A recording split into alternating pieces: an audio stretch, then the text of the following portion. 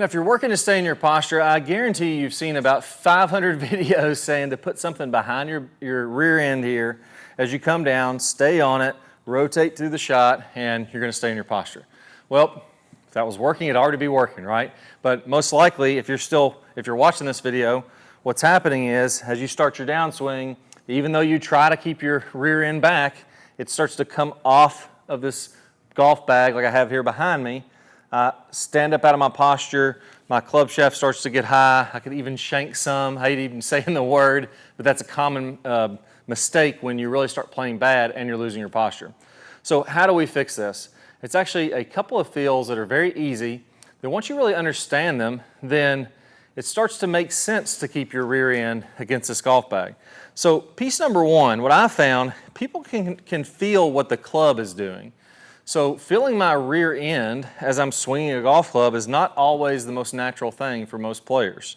But feeling what the club is doing, we have a pretty good sense of that. So when you lose your posture and my rear end comes off this golf bag, again, my hips go toward the golf ball. Well, as that happens, it pushes my hands out. That's where the shanks come from, like I was talking about earlier. And it raises this shaft up. So if you ever look at your golf club, and it looks kind of like this at impact, where I've lost my posture, my hands are moving this way, then this is going to be the perfect drill for you. What I want you to feel here is, instead of having the club raise up, I want you to have the club go down. I want you to feel like, again, this is not right, but I want you to feel like the club would be hitting inside your knees. Now, naturally, what you'll realize is, if you're doing this, you'll feel like this golf bag is like in the way. Right now, I feel incredibly crowded by the golf bag when I start to feel my hands being low. In fact, if I was gonna hit a shot like this, I would instantly knock over the golf bag. I'm not gonna do it so it doesn't slam into the wall, but it's just way too close. So what I'm gonna do here is I'm gonna scoot this golf bag back a good 4 or 5 inches. And now, let's go ahead and set up where I have some space between my rear end and the golf bag. And here, as I swing through, again, I'm going to feel like the handle is down by my knees. It's not really, but that's the feeling I'm creating. That naturally pushes your hips back.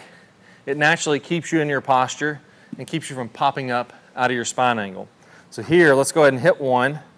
And I'm going to feel like I knock this bag over, keep that club shaft between my knees. As that's happening, you'll look at, I just won't lose my posture.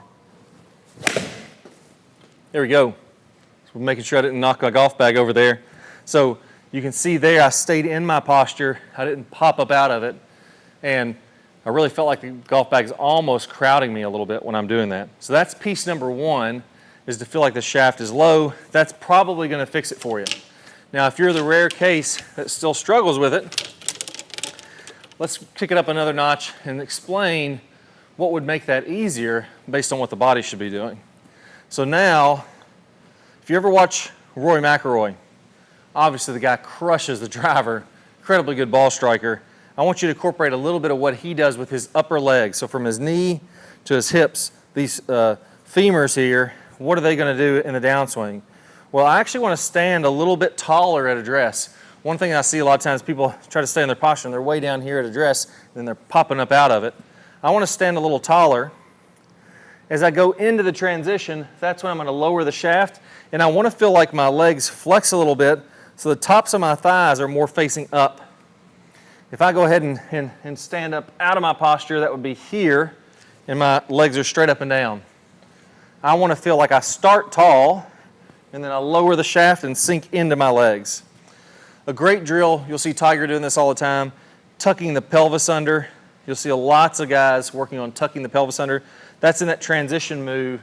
They tuck the pelvis under, legs are facing up, shaft lower. That's really a great feeling to stay in your posture. And again, let's go ahead and give it another whirl. So slow motion practice swing here. What I like to do sometimes to get the feeling, do it pausing first, then take out the pauses, make one fluid swing, but go slow enough so that you can feel it. So here's the way I would do that. Here's my pause swing. I go to the top. I feel like I lower the shaft, go to impact. Everything looks good. I'm in my posture. I'm staying down. Then I'm going to come on through. Then I'm going to take the pauses away, and I'm going to go slow enough so I just have time to think about it. I have time to feel what I'm doing. So here, lower the club shaft, my legs come down. Obviously I'm in my posture, then come all the way on through. Now once I get comfortable with that, I'm gonna do the same thing, just faster. So no golf ball still. There we go, and I almost feel like my rear end is kicking back. If that golf bag was there, I'd slam it back into the wall. I don't wanna mess up the paint in my wall, or I'd put it back there and knock it into the wall for you guys. But I'll spare the wall. I don't wanna have to paint it. So I'm feeling like though, like my left butt cheek here is going here, and then boom, it's gonna be knocking back toward this wall as that's happening. And again, that's easy. If the shaft is low, that starts to make sense. So faster swings until I'm basically doing a full speed practice swing. Then I'm gonna go ahead and hit a shot. There we go.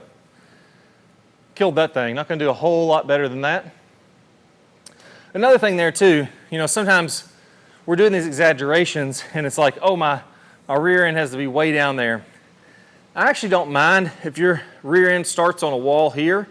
If it stays around there, if it comes an inch off that, it's really not gonna matter. Guys on the PGA Tour, many of them move this far off their rear end line as they start the downswing. You just don't see many of them that are popping up like this, losing their posture.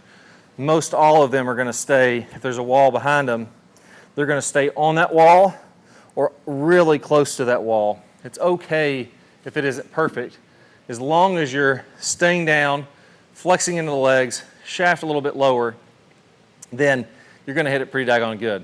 Now, if you're not sure if this is correct, I got a little challenge for you. Go to the driving range next time you're out there.